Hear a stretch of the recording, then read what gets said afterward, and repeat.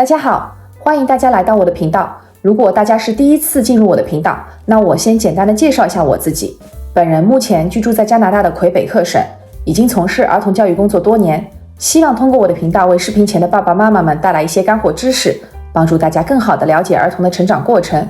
我将分享实用的育儿技巧、亲子活动建议以及儿童心理发展等方面的知识，通过有趣的故事、游戏和绘本的推荐，让您感受到育儿的乐趣和幸福。话不多说，让我们开始今天的视频吧。时间过得很快啊，转眼来到了1月底。这次的视频呢，是我们闲聊幼儿园的第2期。我想和大家聊一聊我们班级本周的情况。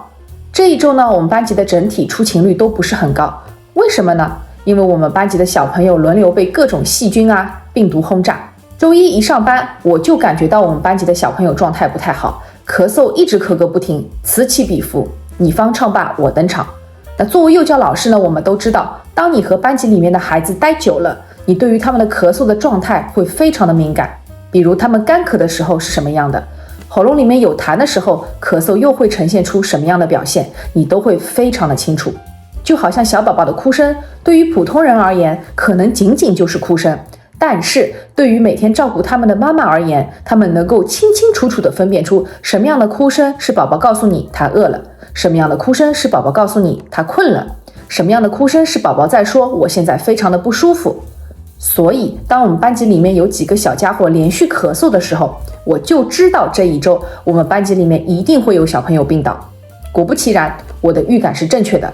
礼拜二早上一上班，院长就告诉我，我们班级的小 A 周一晚上发烧了，所以今天请假休息。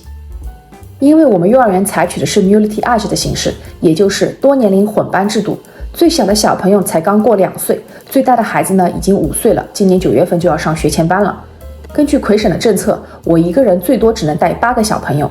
一个小朋友生病请假，所以我们班级周二有7个小朋友出勤。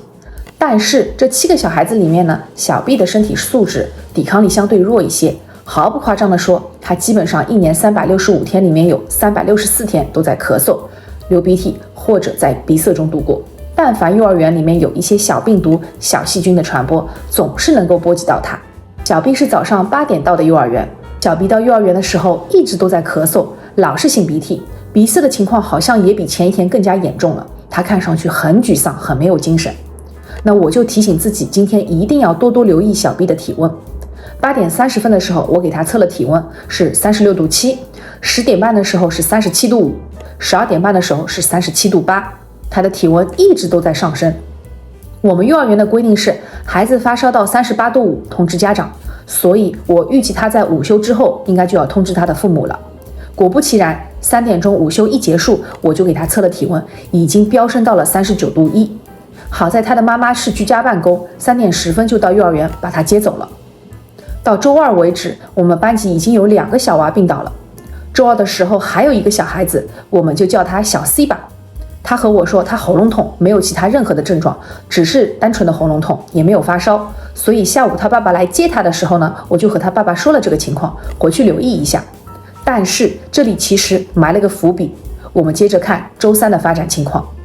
周3小 A 退烧了，挂着他的大鼻涕来幼儿园了。小 B 因为周二发烧，所以今天缺席。2岁多的小弟呢，一直捂着肚子，我问他是不是肚子痛，他说是的。之后呢，在他的尿不湿里面拉出了水样的粑粑，我的脑袋上就好像有个警铃一直在响，真是怕什么来什么。其实我们非常害怕孩子得肠胃炎，法语我们叫做 gastro， 因为它的传染性极其的强。年前我们幼儿园一共有80个小朋友，69个孩子被传染了 gastro， 还连带着幼儿园的老师、工作人员、家里的爸爸妈妈们一起上吐下泻。所以当看到这个孩子有拉肚子的症状的时候，我马上戴上了口罩，并且把这个情况汇报给了院长。院长通知了孩子的妈妈来接他，并且1个小时之后，我们班级另外一个小娃小 E 也出现了很典型的 gastro 的上吐下泻的症状，自然也是被接回家了。我们幼儿园的政策是，孩子得了肠胃炎需要在家观察48个小时，症状消失后才能返回幼儿园。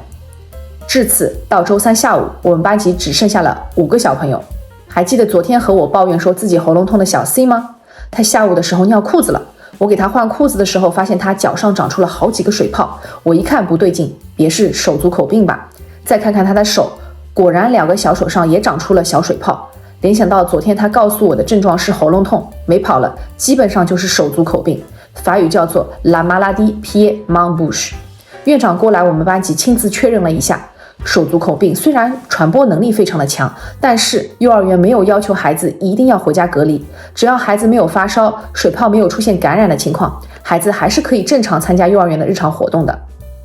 至此，周三结束，但是我们班级一定还会有陆陆续续的小孩子被传染到手足口病以及肠胃炎的。果不其然，周四一大早我就看到了院长张贴在门口的告家长书，我们班级的手足口病和肠胃炎已经陆陆续续传播到了其他的班级。才隔了一天，我们幼儿园已经有7个肠胃炎的病例，手足口病例也已经有3例。周四我们班级的小 F 没有来，家长早上来电话说小 F 前一晚一直都在咳嗽，整个晚上都没有睡得很踏实，所以决定帮小 F 请个假留在家休息。所以周四我们班级小朋友出勤的状况呢也非常的惨淡。